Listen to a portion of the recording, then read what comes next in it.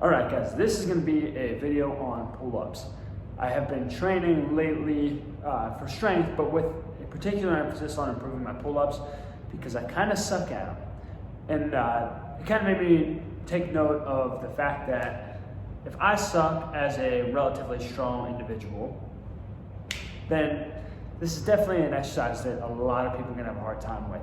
So, a couple of modifications or regressions of pull-ups that you might be able to get started with if you are unable to do a single pull-up.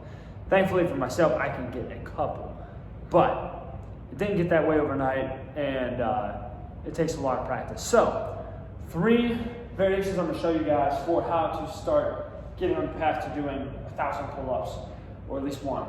The first variation being, I can't even get my chin above the bar. If I jump up there and hold it, I can't keep it there at all. We're going to do what's called a bent arm hang. Now, starting out, probably going to be easier to do this supinated with your palms towards you.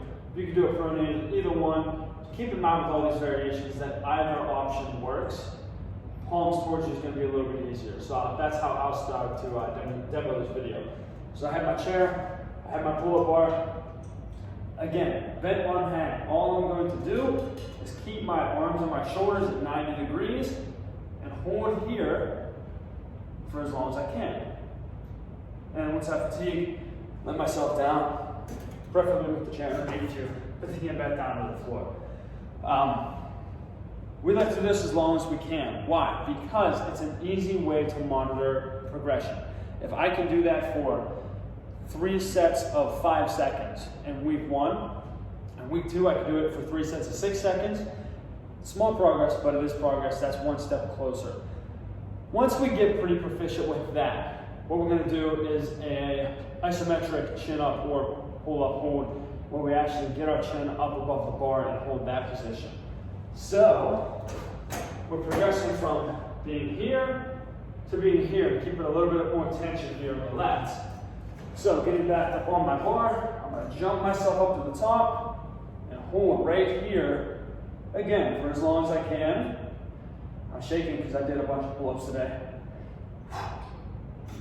Just like the first variation, holding that for as long as you can, monitoring progress week to week to week to week. I don't have specific numbers that you should aim to hit to progress to the next variation, but figure it out. That's really helpful. I hope you guys enjoy that.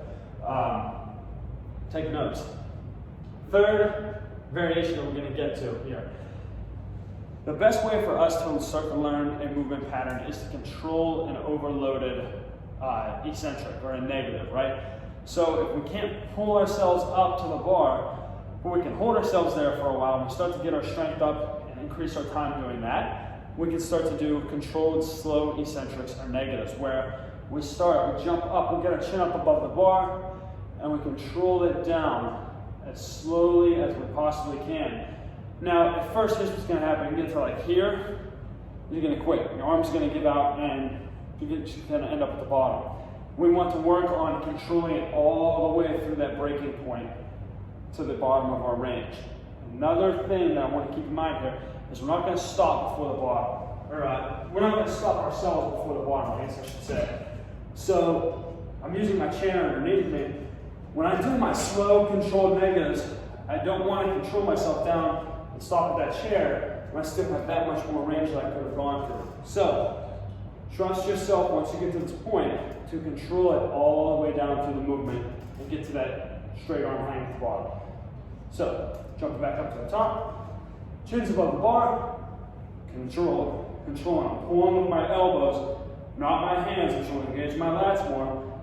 This is my breaking point, but I'm going to control through that down to the bottom. Reset. Maybe you can only do 1, and after that you're giving out. Maybe you do 1 for 3 sets of 1. And then week 2, maybe you get 1, 1, and you manage to pull out 2 at the end. Great, progress. Again, monitor those small changes. This is why we always keep track of our lifts here at Case Pacific. This is how we know that week to week we are improving. So again, we jump up, get the chin above the bar, control it. Pulling with the elbows in the lats, all the way down. Slow to that straight arm position. Reset. Those are 3 regressions of chin-ups or pull-ups that can help you get to the point where you can do 1. Once you can do 1, it's the same thing. Maybe this week we do 3 sets of 1.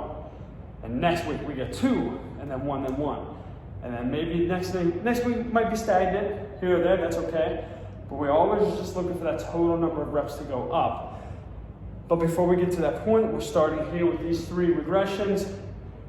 Try the first one, get proficient at that. Try the second one, get proficient at that, move on, move your way up. I hope you guys enjoyed this video. Go out, have a Monday, and we will talk to you guys soon.